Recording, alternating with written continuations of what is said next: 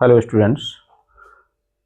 ये चैप्टर जो अपना चल रहा है some basic concepts of chemistry, इसमें सबसे पहले मैं आपको परमाणु यानी एटम के बारे में बता चुका हूँ। ये कुछ पॉइंट्स मैंने लिखे हैं जिससे आपको समझने में थोड़ा आसानी होगी।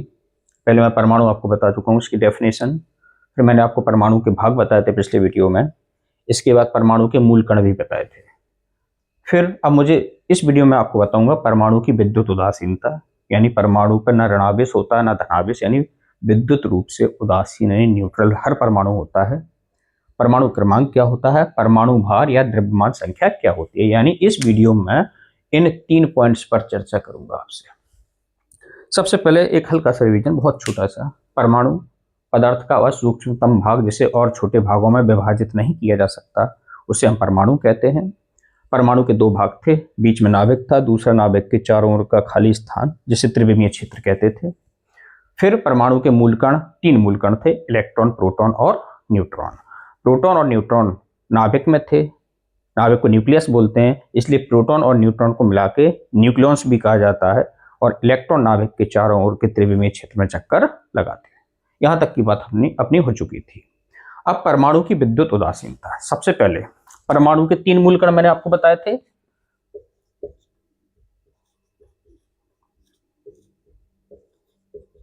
मूल कण कितने थे? 3 थे,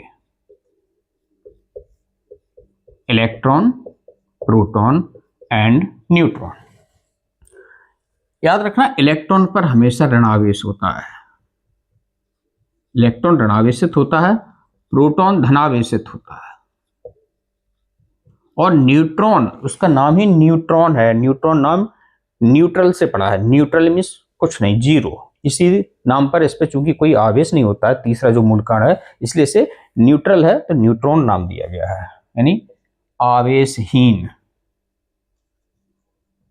कोई आवेश नहीं, आवेशहीन कह सकते हैं इसे, अनावेशित। ऋणावेश, धनावेश और आवेशहीन। अब देखिए, परमाणु में ये तीनों चीजें हैं। एक तो ऋणावेश भी है परमाणु में क्योंकि इलेक्ट्रॉन पाए जाते हैं, धनावेश भी है क्योंकि प्रोटॉन पाए जाते हैं, और न्यूट्रॉन भी है। लेकिन परमाणु पे कौन सा आवेश है? जब इलेक्ट्रॉन, ऋणावेश भी परमाणु के अंदर है, धनावेश भी परमाणु के अंदर है, तो कोई ना कोई आवेश परमाणु पे होना चाहिए। ऐसा विचार आप लोगों के दिमाग में आना चाहिए। अब मैं आपको बताता हूं क्या होता है परमाणु पर। परमाणु विद्युत उदासीन होता है। विद्युत उदासीन यानी न्यूट्रल होता है। क्यों होता है मैं बताता हूं आपको।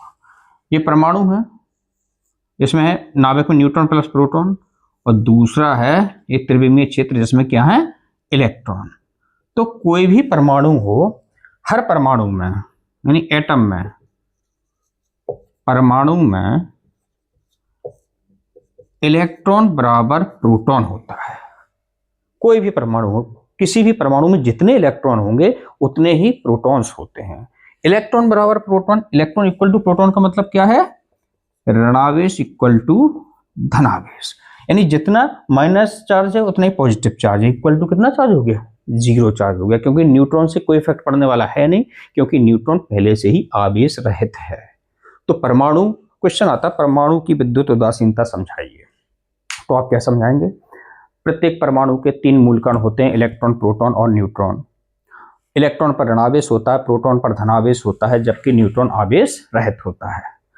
इलेक्ट्रॉन परमाणु के त्रिविमीय क्षेत्र में विभिन्न कक्षाओं में चक्कर लगाते हैं, जबकि प्रोटॉन और न्यूट्रॉन सम्मिलित रूप से परमाणु के नाभिक में यानी न्यूक्लियस में पाए जाते हैं।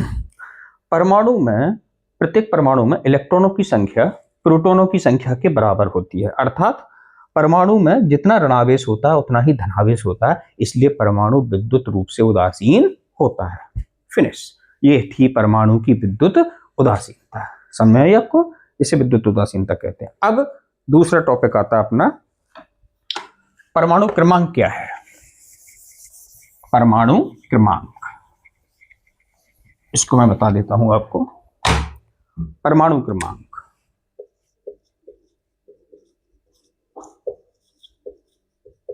इंग्लिश में एटॉमिक नंबर बोलते हैं। इसे जेड से डिनोट करते हैं। परमाणु क्रमांक को जेड से डिनोट करते हैं। परमाणु क्रमांक की डेफिनेशन क्या है? किसी भी परमाणु में उपस्थित प्रोटॉनों की संख्या को परमाणु क्रमांक कहते हैं। यानी Z बराबर प्रोटॉनों की संख्या, प्रोटॉन्स की संख्या। परमाणु क्रमांक की डेफिनेशन क्या हुई? किसी भी परमाणु के नाभिक में उपस्थित प्रोटॉनों की संख्या को परमाणु क्रमांक कहते हैं। इसे Z से प्रदर्शित करते हैं। अब प्रोटॉन Z से डिनोट करते हैं तो Z बराबर क्या है? P। क्यों? प्रोटॉनों की संख्या। इसको हम ऐसे भी लिख सकते हैं, Z बराबर E। क्यों लिखा? अब आप कहेंगे सर ऐसे क्यों लिखा? डेफिनेशन तो है कि परमाणु के नाभिक में उपस्थित प्रोटॉनों की संख्या को परमाणु क्रमांक कहते हैं, तो फिर से Z बराबर P तो ठीक है, Z बराबर E कैसे लिख दिया? क्योंकि अभी हमने थोड़ी देर पहले आपको बताया था कि इलेक्ट्रॉनों की संख्या बराबर होती है प्रोटॉनों की संख्या के।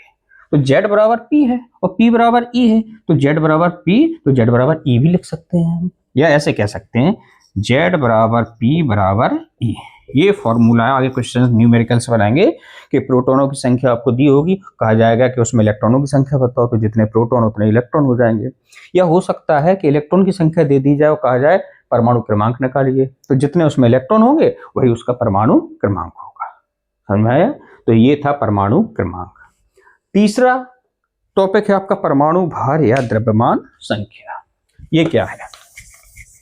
ये सब छोटी छोटी चीजें हैं, बेसिक चीजें हैं, ये सब आपको समझ में आ जाएंगी। मेरे जो PDF नोट्स हैं उसमें सब अच्छे से दिया गया है। वीडियो में केवल आपको ओरल समझा रहा हूँ, और PDF से जब आप मैच करेंगे इन चीज़ों को तो आपको अच्छे से चीज़ें समझ में आएंगी। अब क्या है परमाणु भार या द्रव्यमान संख्या? इसको इंग्लिश में एटॉमिक मास बोलते हैं, एटॉमिक मास, और इसे A से डिनोट करते हैं, A से डिनोट करते हैं। परमाणु भार की डेफिनेशन क्या है? मैं लिख देता हूं पहले। परमाणु भार या द्रव्यमान संख्या बराबर होता है न्यूट्रॉन प्लस प्रोटॉन। इसी से आपकी डेफिनेशन मिल जाएगी। कैसे? याद है आपको पिछले मैंने जब आपको परमाणु के मूल कण पढ़ाए थे तो उसमें मैं आपको बताया था कि न्यूट्रॉन और प्रोटॉन कहाँ पाए जाते हैं? न्यूक्लियस में, यानी इन्हें न्यूक्लियॉन्स कहते हैं। क्या कहते हैं? न्यूक्लियॉन्स। तो A इक्वल टू न्यूक्लियॉन्स भी कह सकते हो। मतलब डेफिनेशन क्या हुई? किसी भी परमाणु के नाभिक में उपस्थित न्यूक्लियॉन्स की संख्या को उसकी द्रव्यमान संख्या कहते हैं। ऐसे भी कह सकते हैं किसी भी परमाणु के नाभिक में उपस्थित न्यूट्रॉनों और प्रोटॉनों की संख्याओं के योग को उसकी द्रव्यमान संख्या कहते हैं। ये आ गया। अब फॉर्मूला द्रव्यमान संख्या का ये हो गया। इसको ऐसे भी लिख सकते हैं, हम जानते हैं कि P बराबर E, प्रोटॉन बराबर इलेक्ट्रॉन, तो A बराबर क्या हो सकता है? A बराबर हो सकता है N प्लस E। ये भी फॉर्मूला बन जाएगा, क्योंकि जब न्यूमेरिकल्स लगाओगे हो सकता है उसमें प्रोटॉन ना दियो, इलेक्ट्रॉन दियो, न्यूट्रॉन दियो, और कहा जाए आप A का मान निकालो, ऐसे भी निकाल लोगे। या हो सकता है आपको पता है कि चूंकि E बराबर P बराबर Z, यानी प्रोटॉन जितने हैं उतने इलेक्ट्रॉन और वही परमाणु क्रमांक है, तो A इक्वल टू क्या बन सकता है? एक फॉर्मूला और बन सकता है, A इक्वल टू बन सकता है N प्लस Z। ये भी बन सकता है, यानी A के 3 फॉर्मूला बन जाएंगे, neutron plus proton, neutron plus electron और न्यूट्रॉन प्लस परमाणु क्रमांक। क्यों? क्योंकि Z बराबर P बराबर A, ये तीनों है। इसलिए आपने कभी देखा होगा केमिस्ट्री जब आप पढ़ते हैं कि कोई भी सिंबल लिखा रहता है, जैसे मैं सोडियम ले लेता हूं Na1123, ऐसे लिखा रहता है। इसमें होता क्या है? ये तो होता है परमाणु का संकेत, और नीचे जो लिखी होती है संख्या वो होती है Z, और ऊपर जो लिखा होता है वो होता है A, यानी परमाणु भार।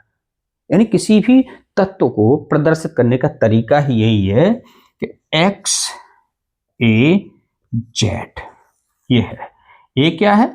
द्रव्यमान संख्या। X क्या है? सिंबल, तत्व का संकेत, और Z क्या है? परमाणु क्रमांक। याद रखिएगा, ये तीनों चीजें हो गई। क्या होगा? किसी भी तत्व को अगर दर्शाना है आपको सिंबल के फॉर्म में, उसका हमेशा परमाणु क्रमांक नीचे लिखा जाता है और द्रव्यमान संख्या ऊपर लिखी जाती है। नीचे बाईं ओर परमाणु क्रमांक, ऊपर दाईं ओर द्रव्यमान संख्या या परमाणु भार। एग्जाम्पल मैंने सोडियम का दिया है, Na इसका सोडियम का संकेत हो गया, और 11 जो लिखा है वो उसकी द्रव्यमान संख्या नहीं Z की वैल्यू है, और 23 जो लिखा है वो उसका द्रव्यमान संख्या परमाणु भार यानी ए की वैल्यू है। Thank you.